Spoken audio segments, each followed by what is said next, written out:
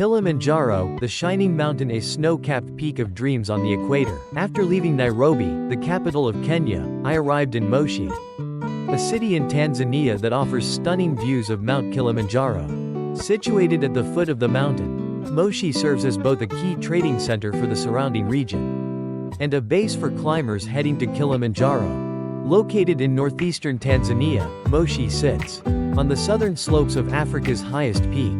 As the capital of the Kilimanjaro region and lying about 900 meters above sea level, the city's greatest charm is that one can see the majestic, snow-capped summit of Kilimanjaro from almost anywhere in town. Mount Kilimanjaro, a dormant volcano near the Kenyan border in northeastern Tanzania and east of Lake Victoria, is the highest mountain in Africa and the tallest freestanding volcano in the world.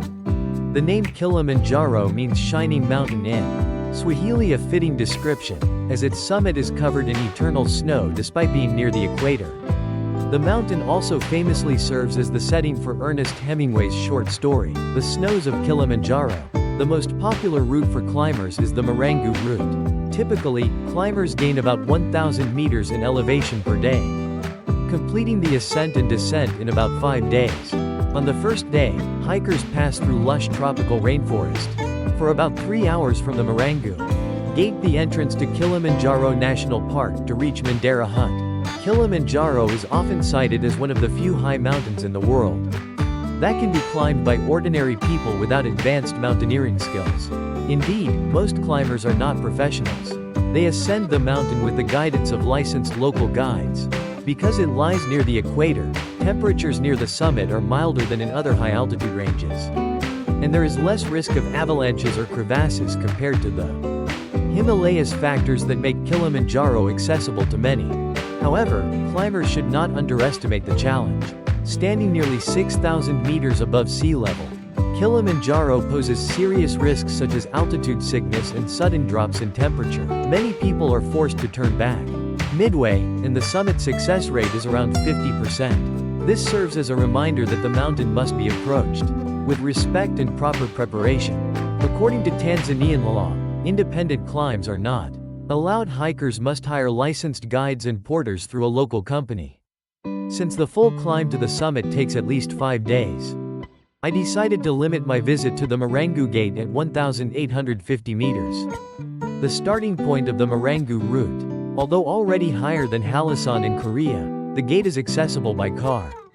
For those who do not plan to reach the summit, a popular option is a light trek from Marangu Gate to Mandera Hut at 2,700 meters, which takes about 3 hours. Even this short hike offers an opportunity to experience the dense, tropical rainforest surrounding Kilimanjaro, and to appreciate the grandeur of the mountain up close. The first Europeans to visit Kilimanjaro were German missionaries, Johannes Rebmann and Ludwig Krapf, in 1848. Later, in 1889, German geographer Hans Meyer and Austrian mountaineer Ludwig Pertscheller became the first Europeans to reach Kibo Peak, the mountain's highest point. Another peak, Mowenzi, was first climbed in 1912 by German geographer Fritz Kluge. From its base to its summit, Kilimanjaro features a remarkable range of ecological zones: shrubs on the plains, dense rainforests, open moorlands, and alpine deserts.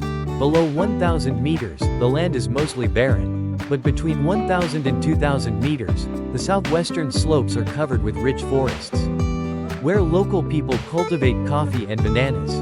Near Marangu Gate, visitors can also find beautiful waterfalls fed by streams flowing down from Kilimanjaro. After a short descent through the rainforest, one can enjoy the refreshing mist and sound of the cascades, an ideal spot for hikers to rest and take in the scenery. The area is also home to famous wild coffee farms, where travelers can tour the plantations and taste freshly roasted Kilimanjaro coffee prepared by local farmers. Visitors can see coffee trees growing naturally in the tropical forest and even purchase freshly roasted beans directly from the producers. Known as the heart of Tanzanian coffee, Moshi is one of the country's key coffee-producing regions. The fertile slopes of Kilimanjaro are covered with vast plantations, and the region is famous for its mild Arabica beans. Alongside neighboring Kenya, Tanzania produces some of the finest and most aromatic coffee in the world. Cultivated on the lush volcanic slopes of Kilimanjaro, this high-quality coffee is celebrated for its smooth flavor and elegant aroma, hence the name Kilimanjaro coffee. The region's humid climate, frequent rainfall over 3,000 millimeters annually, and rich volcanic soil create ideal conditions for wild coffee cultivation. Locals proudly say that Kilimanjaro has given Tanzania the best coffee in the world. For travelers from Korea aiming to climb Kilimanjaro, the easiest route is to fly with Ethiopian Airlines to Kilimanjaro International Airport, usually requiring 2 or 3 transfers via Addis Ababa or other connecting cities. For general backpackers traveling across East Africa, it is often more convenient to reach Kilimanjaro from Nairobi, Kenya's capital, rather than from Dar es Salaam, the capital of Tanzania. The drive from Nairobi to Moshi, the gateway to Kilimanjaro, takes about 5 hours. Currently, due to the effects of global warming, Mount Kilimanjaro's eternal snow and glaciers have been rapidly disappearing since the 2000s. Another contributing factor is the deforestation of the mountain's lower slopes, which prevents the winds blowing up the mountain from carrying sufficient moisture. Compared to 1912, when the glaciers were first measured, 85% of the permanent ice had vanished by 2011. By 2020, the ice walls had completely disappeared, and it is predicted that by 2060, there will be no remaining snow or glaciers on Mount Kilimanjaro. In 1987, Kilimanjaro National Park was designated a UNESCO World Natural Heritage Site, in recognition of its ecological importance, and the need to preserve the unique habitats of endangered flora and fauna found on Africa's highest volcanic mountain.